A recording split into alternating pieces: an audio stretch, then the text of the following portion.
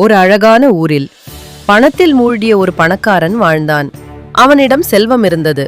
ஆனால் அந்த செல்வத்திலிருந்து ஒரு துளி கூட பிறருக்கு செல்லவில்லை. என்னிடம் பணம் இருக்கிறது, அதுவே போதும் என்று எண்ணி வாழ்ந்தான். ஆனால் அவனுக்குள் ஒரு ஆசை மட்டும் இருந்தது. சொர்க்கத்தையும் நரகத்தையும் காண வேண்டும். ஒரு இரவு அவன் ஆழ்ந்த உறக்கத்தில் இருந்தான். அந்த நேரத்தில் ஒரு ஒளிமிக பெரியவர் அவன் கனவில் தோன்றினார்.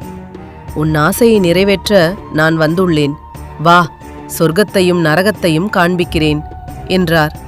பணக்காரன் உடனே சம்மதித்தான். முதலில் அவர்கள் சென்றது நரகம். அங்கு என்ன காட்சி தெரியுமா? அண்டாக்களில் நிரம்பிய சாதம், மணமோடும் குழம்பு, சுவைமிக்க இனிப்பு வகைகள், அனைவருக்கும் தட்டுகள் கொடுக்கப்பட்டன.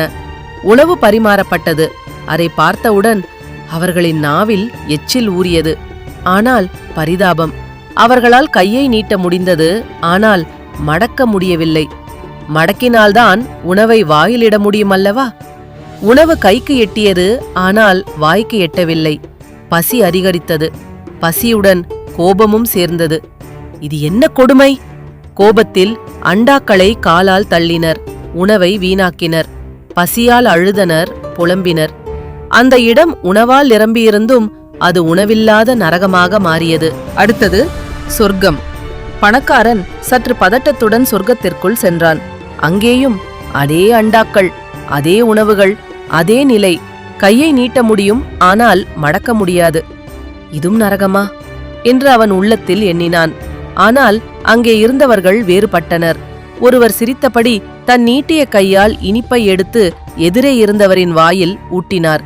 அவன் சாப்பிட்டான். அவன் அடுத்தவருக்கு ஊட்டினார். அடுத்தவர் மறுபடியும் மற்றவருக்கு. அப்படியே ஒருவருக்கொருவர் ஊட்டிக்கொண்டு அனைவரும் வயிறு நிறைந்தனர். அங்கே சண்டையில்லை, அழுகையில்லை, பசி இல்லை. அங்கே இருந்தது பகிர்வு, அன்பு, ஒற்றுமை. அந்த தருணத்தில் பணக்காரன் கண் விழித்தான். அவன் மனதில் ஒரு மின்னல். சொர்க்கம் வானத்தில் இல்லை, அது நம்ம நடத்தையில்தான் இருக்கு. தான் மட்டும் சாப்பிட நினைப்பது நரகம், பகிர்ந்து சாப்பிடச் செய்வது சொர்க்கம். அன்று முதல் அவன் மாறினான். தன் செல்வத்தை பிறருடன் பகிர்ந்தான்.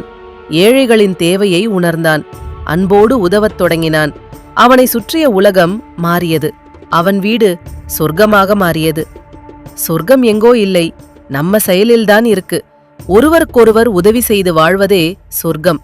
தான் மட்டும் வாழ நினைப்பதே நரகம். நாமும் பகிர்ந்தால் இந்த பூமியே சொர்க்கமாகும்.